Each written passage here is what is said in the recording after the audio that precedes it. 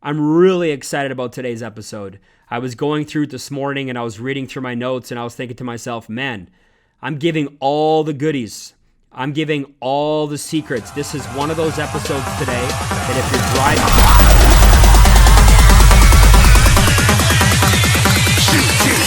Didn't even get to cross.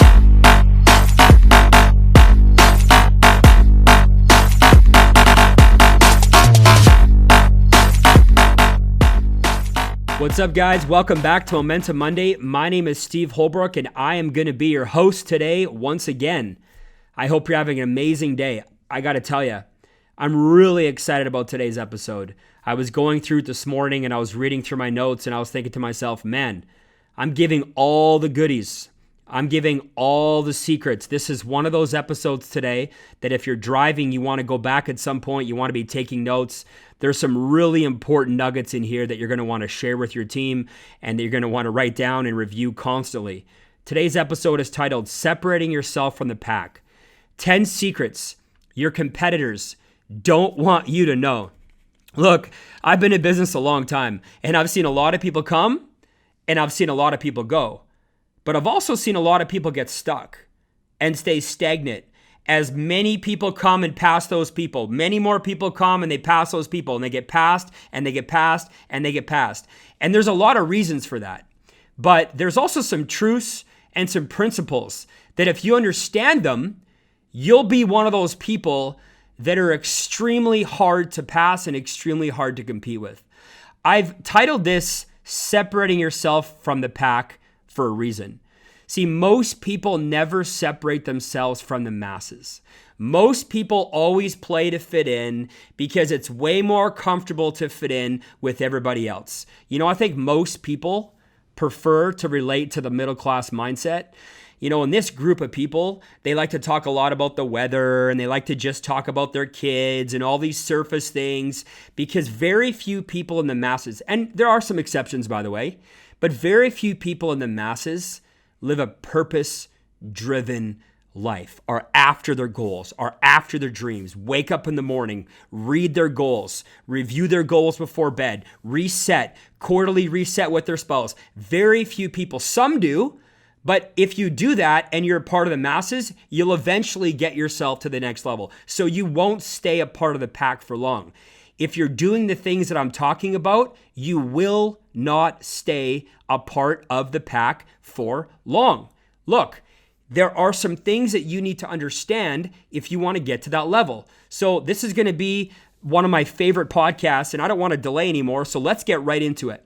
So if you're sitting down, pull out your notepad. If you're driving, you're going to want to go back. Here we go. Separate yourself from the pack. 10 secrets your competitors don't want you to know. Principle number 1. Ready? Here we go. If no one teaches you, you still have to learn it. If no one teaches you, you still have to learn it.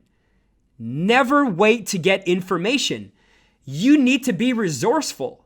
Why would you ever wait for somebody else to get you the information you need? There's all these people out there that are buying all these courses and they're like, I just need one more tool and one more seminar and I'm just trying to find the secret. And there's all these people online that are making thousands of dollars talking about things that they don't even know what they're talking about. And they got the masses of people buying it up because they feel like they just need more information. They need to be taught. Look, you need to learn it. If no one teaches you, you need to learn it. Whose responsibility is it? It's your responsibility. You want to learn how to do podcast? Go learn how to do a podcast. You go learn how to change your body. You go learn how to get your income up. Stumble forward and stay confused. Don't wait for somebody else to give you the information you need to be successful. It's crazy. Most people can never even move past this point. That's why most people don't win at a high level. Number 2, how you treat your body is how you treat every area of your life. Some of you are probably saying, well, what do you mean? Look, it's about doing things with purpose. And you can run from your health, but you can't hide. Because having the identity of an unhealthy person will eventually catch up to you. You can't have a thriving business, a thriving relationship, a thriving faith, and treat your body like shit. Pardon my language. You can't. You can't do it. You might be sitting there and go, well, I got a pretty good this and a pretty good that. You're never going to hit your max potential. You're never going to hit your true stride. Look, if you're shortcutting your own body, that's going to show up in other areas of your life. It's so true. It always happens. It's one of those things where you don't have to become a marathon runner. You don't have to become a track and field Olympian, but you have to feel like you're moving forward with your health. You have to understand that how you treat your body is showing up in other areas of your life. I know because I've been there. I went through phases of my life where I wasn't treating my body very well. Guess what? I had moderate success in other areas, but I always found a way to cool myself off. I always found a way to bring myself back down to average. And you know what? If you want to be extraordinary, you need to understand that you have one body and one life, and how you treat it is showing up in all the other areas, whether you want to accept it or not. Number 3, action and effort follow mindset. Look, business is 80% mindset and 20% skill set. I would say that life is 80% mindset and 20% skill set. And you might go through phases where you're saying to yourself, man, I feel lazy, or I feel unmotivated, or I don't have the tools. So what you're telling me is your mindset sucks. And I don't like that word, but in this circumstance, it makes sense. Your mindset sucks. What are you doing every day to improve your mindset? It's one thing to go to the gym every day and work out your biceps or your legs or your pecs. But the most important muscle that you can work out every day is your mindset, the 6 inches between your ears. But are you going to the mental gym every day? Or have you taken the month off? Have you taken the year off? And are you wondering why you feel stuck and you feel insecure and you lack belief? Man, what do you expect? What do you expect?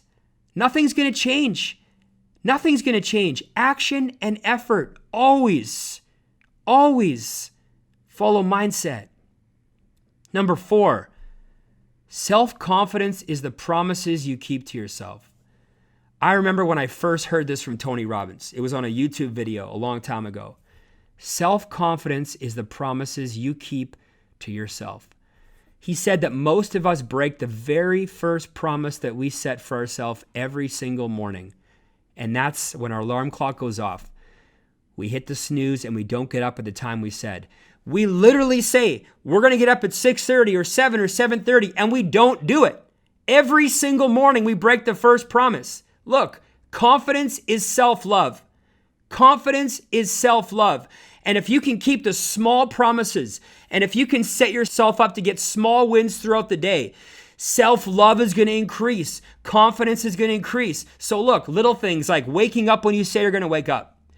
Going to the gym, going to the gym and getting a workout in is one of the best ways to keep a promise to yourself. How about managing your calendar? Everything should go in your calendar, and you should do everything that goes into your calendar. Set yourself up to win. Small promises throughout the day, small promises throughout the week, and then throughout the month, and then throughout the year. That's the key. That's the key. You don't need another spray tan. You don't need another self-help seminar. People are like, man, if I could just spend another $5,000 on another self-help seminar. Say, bro, you've taken like 10 in the last 2 years, and you're the same dude. You're literally the same dude. If you don't keep promises to yourself, it doesn't matter what you do. Nothing's going to change. You could change everything about yourself. You could give yourself a nose job. You give yourself a butt job. You could get yourself the best spray tan in the world. You could change all these, a whole new wardrobe. If you can't get out of bed on time, you can't put things in your calendar, you can't do things that are in your calendar, what do you expect? Nothing's going to change. Number 5, I love this one. Learn to be happy, fulfilled, and dissatisfied. Learn to be happy, fulfilled, and dissatisfied. Stop waiting to be happy. How many people have you heard? As soon as I make 100 grand, as soon as I get the job of my dreams, as soon as I find the right girl, as soon as I get into the right situation or travel or all these things, look, I'll tell you what, you'll never be happy. If that's your mindset, you'll never be happy because enough is never enough. See, middle class mindset, broke mindset people, they go, hey, Steve, well, when's enough enough? Man, I'm after growth. I'm after contribution. Enough is never enough. But I'm happy, I'm fulfilled, and I'm dissatisfied because I'm always craving more. And I'm not just happy now because I'm making a bunch of money. I was always happy. I was always fulfilled, yet I'm always dissatisfied. Pushing yourself to want more while being grateful with a full heart is a deadly combo. There's a guy that I know, he's probably the best at it of anybody I've ever met. He's a great friend of mine. Some of you may or may not know him. His name is Greg Chernacka. This guy is building an unbelievable business. He is super hard to compete against. Why? Because he's always so happy. He's always so fulfilled, but I know he's dissatisfied. I know there's things going on. He's frustrated. He wants more, but he's a beast. And he's always winning at a high level. He's always growing. And I love competing with him or trying to compete. Don't compete with people that are just happy all the time. Don't compete with people that are just dissatisfied all the time. That cheapens you. You should be competing with people that are happy, fulfilled, and dissatisfied. Those are the beasts. Those are the animals. And I wanted to give a little shout out to him because I want to let you know that he's the best at it of anybody that I've ever met. And I'm so grateful for him for that reason. Number 6, gratitude is the antidote to literally everything. My mentor, Ed Milet, told me this a while ago. Look, it's impossible to be fearful and grateful in the same moment. But do you practice gratitude? Because your competitors don't. Are you truly grateful? You know, your competitors say they do and people say they do. Even you might say that you do. And I might say that I do. But are we truly grateful? Truly grateful for what we have? Because how are we going to go get more if we're not even grateful for what we have? Are you that person in people's lives, or are you that person in the office that walks around and you're always moping and you always seem like your best friend just died and you're always holding on to your good news and you're all holding on to your stuff and you don't want to share any of your secrets and you don't add any value to people's lives? Those are the people that aren't grateful. You're not competing with those people either. Passing those people, competing with those people in business is like passing a family of ducks on the highway in your Ferrari. It's boom, gone. Don't associate with those people and don't be that person. Don't be that person. Gratitude is the antidote to literally everything. Be grateful. Operate with gratitude. Number 7, own your weaknesses or they will own you. Own your weaknesses or they will own you. Own it. We all have weaknesses. We all have them, but the most successful people that I know have the highest levels of self-awareness around what they're not good at. If you need help, you need to get it. If you need help on the administration side, you need to get help on the administration side. If you need help being a better leader, you need to get help to be a better leader, but you have to figure it out. And the only thing standing in your way is your ego. When my ego gets in the way, when my ego gets so big that I can't fit through that door, when Steve Holbrook needs to check his ego, that's usually when I'm blind to my weaknesses. Hey, we all have things we need to get better at. We all have things in areas of our lives that we need to improve. You need to realize what those are. Number 8, balance is about getting rid of things, not adding. Balance is about getting rid of things, not adding. First of all, when you're in balance, you're standing still. So people that are on the move are never going to be in balance. But let go of things. Stop picking up things and emotional baggage and this project and that project. You got to get rid of things.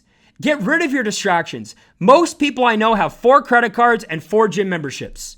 What do you need 4 gym memberships for? You're not using any of them. Get rid of things in your life. Everything that you do and that are hanging on to should be in line with your purpose. Make a list. Are the things you're hanging on to, are the things you're paying for, are the things that you're doing, people you're surrounding yourself with on a daily basis, are all these things in line with your purpose? And if not, let them go. Let them go. Because here's the thing. We don't just need to move forward in life. We need to move up. People move forward all the time. Moving forward is a horizontal move. You need to move up. Up is a vertical move. Don't forget that. Number 9. I love this one. People who don't pursue their own dreams will not help you achieve yours. Are you aligned with people that are on fire and after their own dreams? Are you hanging around people that have dreams, have goals, have a plan? Or you just hang around the same people you've been hanging around for 5, 10, 15 years because you went to high school with them? Or they're your family, so you're supposed to hang around with these people. Man, I have no problem dropping people in my life that aren't getting after their dreams. Eagles fly with eagles, and ducks hang with ducks. If somebody's not living a purpose-driven life, are they adding value to your life or are they taking it away? If they're not willing to go after their goals and dreams, what makes you think that they're going to help you achieve yours? The answer is they're not. Number 10, final point. Are you interested in winning or are you obsessed? Are you interested in winning or are you obsessed? Are you playing games or are you the game changer? 90% of your competitors are interested in playing games. Only 10% are obsessed. And only 1% of the 10% are going to develop, maintain, and grow the mindset needed to go the distance.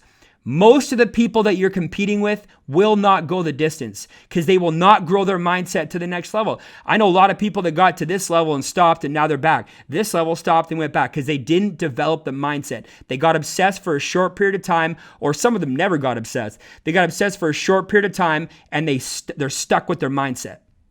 Don't be that person.